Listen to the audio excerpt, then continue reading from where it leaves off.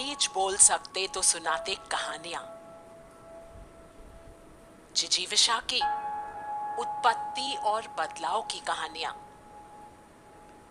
वंशाणुओं के उस जोड़ तोड़ की जिनसे उन्हें मिले हैं अनोखे गुण। इस पौधे को मिले कुछ विशेष रसायन, अपने बीजों के लिए सुरक्षा, वो बीज जो बन गए इंसान की चाहत। एक ऐसा मसाला जिसका वो दीवाना। ये है सरसों की अजब कहानी।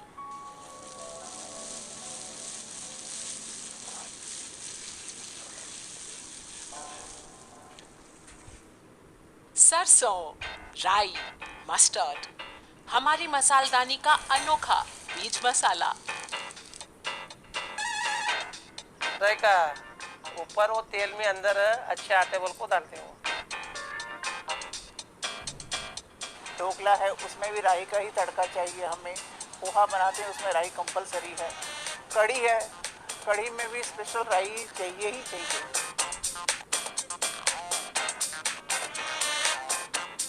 आप चस्का कह सकते हैं, आप इम्यूनिटी कह सकते हैं, आप कुछ हो कहना कह सकते हैं। सरसों तो मेरे लिए खाना तो बन ही नहीं सकता मेरा उसके बगैर, बिल्कुल नहीं बन सकता। हर रसोई का एक अभिन्न अंग सरसों। इसका इतिहास प्राचीन, बड़ा गहरा। बहुत बहुत समय पहले धरती पर उगता एक पौधा, आकर्षक जंगली सरसों। इंसान ने उसे चखा। किसी को पत्तियां अच्छी लगी, किसी को फूल, जड़, बीज। वो कुछ खा लेते, कुछ उगा लेते। वो छोटे छोटे बीज जो बहुत जल्दी फूटते, पनप जाते। सरसों के सुनहरे सुंदर खेत, उनमें होती अनोखी विविधता। मानो कोई भी दो पौधे हूबहू बिल्कुल एक जैसे नहीं। इंसान ने जांचा परखा, गौर किया और किया बीज का चयन। जिसे जो पौधा अच्छा लगता वो उसके बीज चुनता। उत्पत्ति ने किया अपना काम। एक लंबे समय में और कई पीढ़ियों बाद जंगली सरसों के बीजों से उत्पन्न हुआ सब्जियों का एक परिवार, वो जिससे हम खूब परिचित। एक ही वंश की सब्जियां, ब्रासिकेसी परिवार, जिसकी उत्पत्ति में मानव की बड़ी भूमिका। उसे दिशा मिली बीज के चयन के कारण। बहुत सी जानी पहचानी साग सब्जियां और सरसों भी।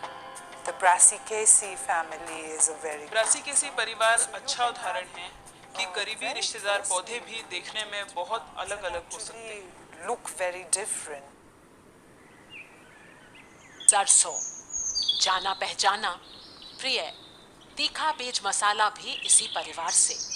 ब्रासिकेसी को क्रूसीफेरे भी कहते हैं। ये नाम उसके 4 पंखुड़ी वाले फूल, मानो एक क्रॉस से। कोई नहीं जानता कि सरसों की उत्पत्ति कब हुई। बड़ी प्राचीन फसल है। माना जाता है कि रोम वासियों ने सबसे पहले इसे चखा। अंगूर का मीठा रस, उनकी भाषा में मस्ट, उसमें वो सरसों के बीज पीसकर मिलाते। इससे बनता मस्टमार्डन्स, वो तीखा शरबत जिसके नाम का अर्थ ही है जलन होनी चाहिए।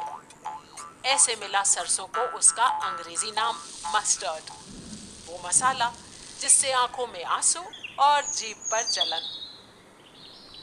सरसों कहाँ उत्पन्न हुआ इसका सटीक ठिकाना नहीं, लेकिन ये पौधा बहती हवाओं, कीट पतंगों और इंसानों के साथ सब तरफ फैल गया। स्पेन के पादरियों के साथ सरसों ने की बड़ी यात्राएं। धर्म प्रचार के लिए जब वो दूर दूर जाते तो रास्ते में सरसों के बीज छिड़कते। जीती जागती दिशा दिखाती सरसों जो बेपरवाह उगती, जंगली झाड़ियों की तरह। Mustard actually is a very very simple plant that way. कहीं पे भी पैदा होता है, जैसे कि it is a waste plant. बेकार उगती झाड़ियों से बिल्कुल अलग सरसों ने अपनी धाक जमा ली। मानव उसकी खेती चाव से करने लगा। उसके पत्ते एक साग, उसके बीज मसाला, साथ में तेल का स्रोत।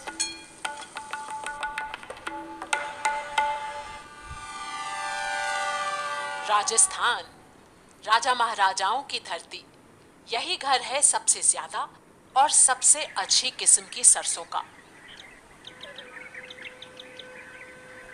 उदयपुर के पास है बिरोठी, छोटा सा कृषि प्रधान गांव। फरवरी का अंत है, सर्दी विदा लेने को तैयार।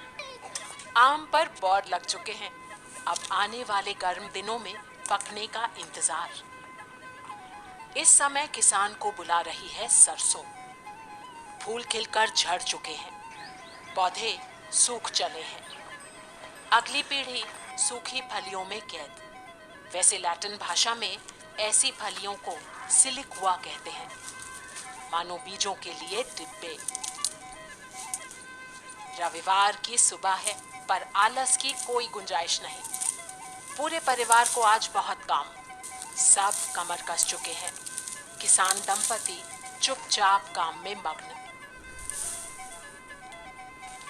एक अदृश्य ताल पर चलते उनके हंसिए।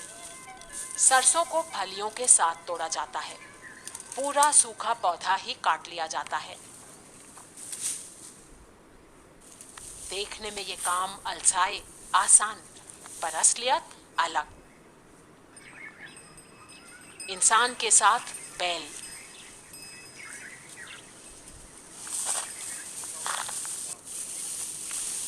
खुरों के नीचे फूटती सूखी फलियां, बीज बाहर बिखरते। गले की रस्सी बैलों को भटकने नहीं देती। छोटे किसानों ने अब भी यही पारंपरिक तरीका अपनाया हुआ है। बड़े किसान मशीनों की मदद लेते हैं।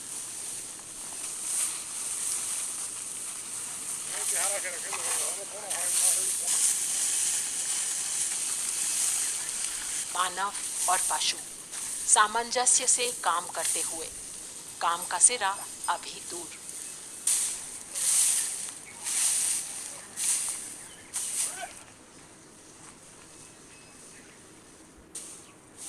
बीजों को भूसे से अलग करना भी जरूरी है।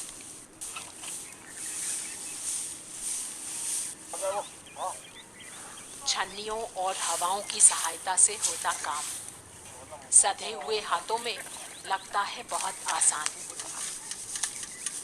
इस समय कुछ ऐसा ही नजारा होगा हर उस खेत में जहां सरसों उगाया जाता है। सरसों बड़ी जल्दी उगती है, 90 से 110 दिनों में तैयार। एक ऐसी फसल जिसकी मांग हमेशा। प्राचीन काल में सरसों स्वाद के लिए कम, औषधि जैसे ज्यादा काम आती। इतनी बहुमूल्य कि यूनान में इसे स्वास्थ्य के देवता एस्क्लेपियस की ओर से मानवता को भेंट समझा जाता। महान दार्शनिक और गणितज्ञ पाइथागोरस, उनके अनुसार सरसों बिच्छू के काटे जाने पर राहत देती। इसके 100 साल बाद आधुनिक चिकित्सा के जनक हिप्पोक्रेटिस सरसों का प्रयोग अनेक रूपों में कर रहे थे। सरसों का लेप दांत दर्द को ठीक करने के लिए, मांसपेशियों को तनाव से राहत के लिए और अन्य कई रोगों के लिए भी। ईसा मसीह से कोई 4 शताब्दी पहले आयुर्वेद के आचार्य सुश्रुत थकान और उदासी दूर करने के लिए बिस्तर में पीली सरसों प्रयोग कर रहे थे। आचार्य चरक को पीसी हुई सरसों में बहुत आस्था थी। सरसों की शरीर को गरमाने की ताकत अब समझी जा चुकी थी। अनेक गुणों वाली सरसों को मिले संस्कृत में कई नाम, सरसपा, सिद्धार्थका और रजिका। उसके बीज और तेल का प्रयोग बहुत से रोग अवस्थाओं के लिए, हृदय से लेकर त्वचा और बुखार से लेकर पागलपन और मिर्गी तक। उसका प्रयोग लेपन और खुराक दोनों के माध्यम से। आयुर्वेदा में खाने की चीज के अंदर में आहार द्रव्य बोलते हैं जिसको, दूसरा जो है औषध द्रव्य। तो स्पाइसेस को इन दोनों में मिलाया गया है और हर औषधि में जो कंपाउंड फॉर्मुलेशंस जो भी है उसमें इस स्पाइसेस में 1 या 2 जरूर मिलाते हैं। कुछ ऐसा ही होता है रसोई में भी। एक अकेले मसाले का प्रयोग शायद ही कभी। मसालों की जोड़ तोड़, आपसी संबंध और उनके स्वाद और प्रभाव, ये ज्ञान हमारी विरासत। तेल में आप डाल दो सरसों ठंडे तेल में तो आपको स्वाद नहीं आएगा, लेकिन गरम तेल में डाल के जब वो टूटती है फूटती है तभी उसका स्वाद बनता है। बिना किसी महक वाले बीज फूटते ही बिल्कुल बदल जाते हैं। उनकी बनावट ही ऐसी। हर साबुत काले बीज के अंदर है सिनेग्रिन। सिनेग्रिन एक ग्लूकोसाइनोलेट। सरसों परिवार में मिलते हैं यही तीखे अणु। बीज के अंदर एक एंजाइम माइरोसिनेज भी। अंदर झांके तो पाएंगे कि सिनेग्रिन और माइरोसिनेज अलग अलग थैलियों में बंद। वो मिल नहीं सकते। सरसों की अलग अलग किस्मों में होते हैं अलग अलग ग्लूकोसाइनोलेट और एंजाइम्स। उनके तीखेपन में भी अंतर। बीज फूटते ही स्वाद बदल लेते हैं। थैलियां टूटती हैं, सिनेग्रिन और माइरोसिनेज मिलते हैं। ये एंजाइम नमी में ही सक्रिय होते हैं, तेल या पानी में। सिनेग्रिन टूटकर बन जाता है allyl isothiocyanate. What seasoning is we use a very less। छौंक में बहुत कम दाने डालते हैं। अलाइल आइसोथियोसाइनेट बहुत ही कम होता है, बस दवा जितना।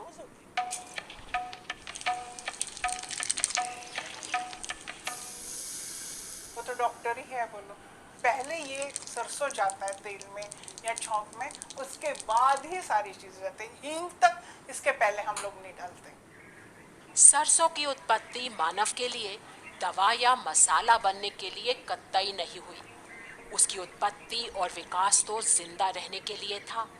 बीज के तीखेपन ने उसे चरने वाले जानवरों से बचाया। इसी खूबी का प्राकृतिक चयन हुआ। सोचा समझा डिजाइन नहीं, बस एक इत्तेफाक। Plants have to be sure that they don't poison पौधे themselves. अपने आप को जहर नहीं दे सकते, So they इसलिए ऐसे sequester एंजाइम these और कंपाउंड्स अलग अलग all थैलियों में enzymes बंद in हो जाते हैं। different compartments.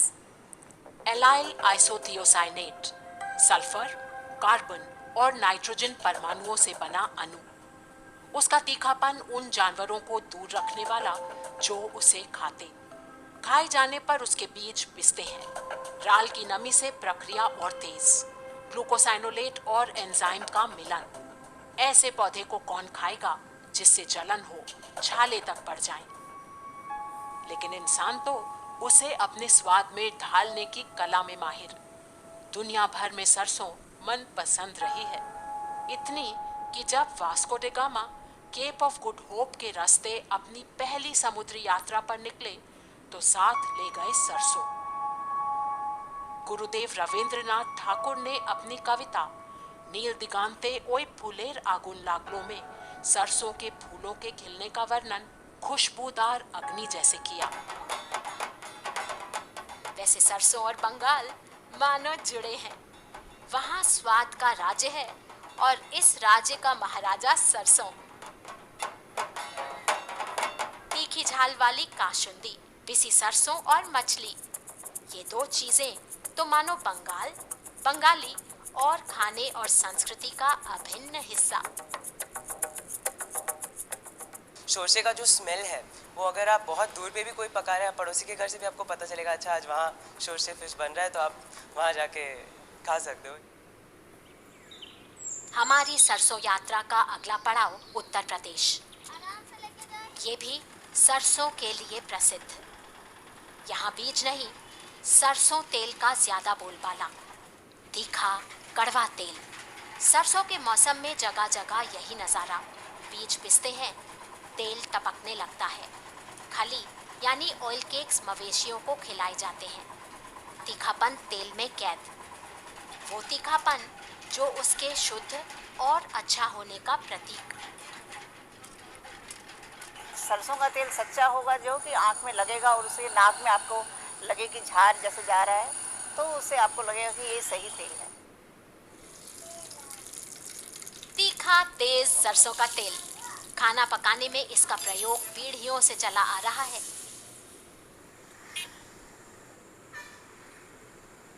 CFTRI के प्रोटीन केमिस्ट्री और टेक्नोलॉजी विभाग में सरसों पर हो रहा है शोध।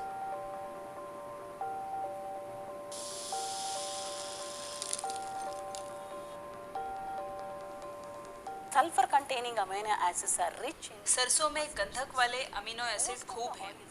तेल वाले ज्यादातर बीजों में ये नहीं होते, इसलिए सरसों में अमीनो एसिड का संतुलन बहुत बढ़िया है। in case of mustard seeds. बहुआयामी तकनीकें विकसित की जा रही हैं। बीज से ग्लूकोसाइनोलेट्स को अलग करके कैसे निकाला जाए, ये शोध का केंद्र बिंदु। Why we want to actually processing से हम इन्हें अलग अलग करना चाहते हैं, सिर्फ उसकी तेजी के लिए नहीं, हम तो उसे दवा भी बनाना चाहते हैं। pharmaceutical compound. इन छोटे छोटे बीजों में कैद ग्लूकोसाइनोलेट्स हृदय रोग और मधुमेह की नई दवाएं विकसित करने के प्रत्याशी। देश भर की छोटी छोटी तेल मिलों में एक आम समस्या, तेल का तीखापन कम हो जाता है और चला जाता है खली में। दोहरा नुकसान, तेल में चाहिए लेकिन रुकता नहीं, लेकिन खली हो जाती है तीखी, जिसे मवेशी पसंद नहीं करते। CFTRI में इस समस्या का निदान ढूंढ लिया गया है, एक चरणबद्ध तरीके से तेल निकालना जिससे पूरा तीखापन तेल में रहे। During extraction itself, तेल निकालते समय एंजाइम और ग्लूकोसाइनोलेट साथ रहें, इसके लिए हम सरसों को पहले से तैयार करते हैं। प्रक्रिया के समय एंजाइम काम करता है और तेल को ज़्यादा तेज़ी मिलती है। oil. शोध से तकनीक मिलती है, अच्छी तकनीक से सबका लाभ। सरसों के बीज में करीब 35% तेल, और इस तेल पर भी दुनिया भर में शोध। ओमेगा 3 फैटी एसिड्स में धनी ये तेल स्वास्थ्य के लिए अच्छा, हृदय की रक्षा करने में और रोगों से बचाने में इसकी तुलना फिश ऑयल, मछली के तेल से की जाती है।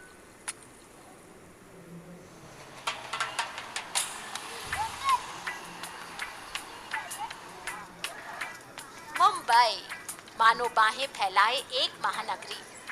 देश के कोने कोने से यहाँ आते हैं लोग उम्मीद के साथ आजीविका के लिए। लोग जगह बदलते हैं तो साथ ले जाते हैं संस्कार। उत्तरी मुंबई की एक झोपड़पट्टी में राज्यों का समागम। अनीता पासवान उत्तर प्रदेश में गोरखपुर से यहाँ आई। गांव से साथ लाई सिल बट्टा, उसी पर सरसों पीस रही हैं। सरसों तो हर जगह मिल ही जाती है। अनीता का विशेष हुनर है मालिश। नवजात बच्चों और माओ की मालिश उनकी खास विशेषता। मालिश के लिए उनका पसंदीदा तेल दरदरी पीसी गई सरसों और सरसों तेल का घोल। माएं खुशी खुशी अपने बच्चों की मालिश अनीता के निपुण हाथों से कराती हैं। जो सरसों पीसे थे उससे मालिश करने से बच्चे की हड्डी मजबूत होती है, जो हाथ पैर है वो सीधे होते हैं और जो छोटे छोटे बाल उल रहते हैं वो सब बाल ज़्यादा नहीं आते हैं। सरसों तेल और पीसी गई सरसों का घोल गर्म, इसमें मौजूद गंधक सल्फर त्वचा के लिए अच्छा।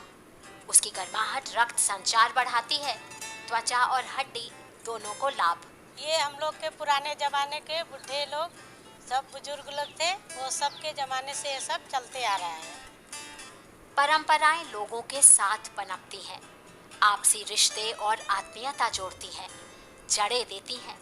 इस परंपरागत ज्ञान में मसालों का अहम स्थान रहा है। सरसों को तो अक्सर स्पाइस ऑफ नेशंस कहा जाता था। पुरातन समय में जर्मनी में प्रथा थी, वधुएं अपनी शादी की पोशाक की तुरपन में राई के बीज सिलती। मान्यता थी कि ऐसा करने से नए घर में उनकी धाक जम जाएगी। भारत में भी सरसों को बुरी आत्माओं को भगाने का टोटका समझा जाता। घर के चारों ओर बीज बिखेरने की प्रथा थी। सरसों के बीजों को बड़ा ही ताकतवर समझा जाता। ये बीज थे आस्था के। किसान के लिए बीज एक बुनियादी जरूरत। अच्छे बीज तो अच्छी फसल। बिरोठी गांव में है एक अनोखा बैंक। राष्ट्रीय पादप आनुवंशिक संस्थान ब्यूरो के मार्गदर्शन में चलने वाला किसानों का सामूहिक बीज बैंक। इसका लक्ष्य बीज संरक्षण, विशेष तौर पर देसी बीजों को बचाकर रखना, क्योंकि वही बीज यहाँ की मिट्टी और जलवायु में पनपे ढले हैं। ये हमारे देसी बीज, उसी को हम जैसे खेती करना चाहते हैं। और जैसे हमारे बीज बैंक में बीज हम इकट्ठा करके लोगों को फिर देते हैं। एक अनोखी व्यवस्था। किसान बीज बैंक से बीज लेते हैं मुफ्त, बिना किसी मोल। फसल कटने के बाद बीज वापस, ब्याज के रूप में बीज की एक थोड़ी मात्रा। सरसों के बीज आस्था, धर्म और दर्शन का हिस्सा। मान्यता कुछ ऐसी। एक बार एक बच्चे की अकारण मृत्यु हो गई। शोकाकुल मां गौतम बुद्ध के चरणों में जा गिरी। उनसे बच्चे को जीवित करने की भीख मांगने लगी। बुद्ध ने उस महिला से कहा, ऐसे किसी भी घर से मुट्ठी भर सरसों के दाने ले आओ जिसने कभी भी किसी की मृत्यु ना देखी हो। वायदा किया कि उन मुट्ठी भर सरसों के बीजों से वो बच्चे को जिला देंगे। वो माँ घर घर गई, लेकिन ऐसा कोई घर, कोई परिवार नहीं मिला जो मृत्यु से अछूता हो। उसे समझ आ गया, मृत्यु भी एक चिर सत्य है। जहां जीवन, वहां मृत्यु निश्चित।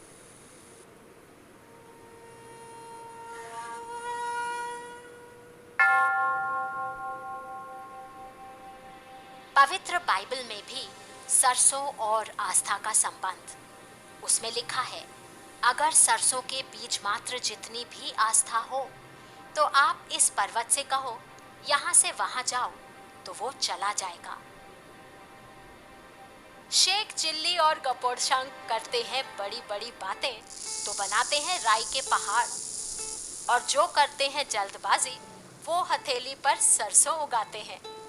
सरसों ने खान पान के साथ भाषा को भी रस दिया है। वाकई ये छोटे छोटे बीज तो देशों का मसाला है।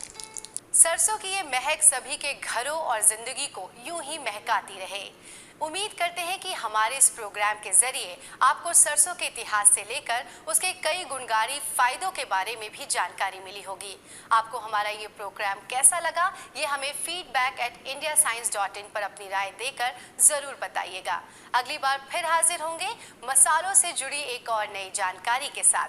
तब तक के लिए हमें दीजिए इजाजत। नमस्कार।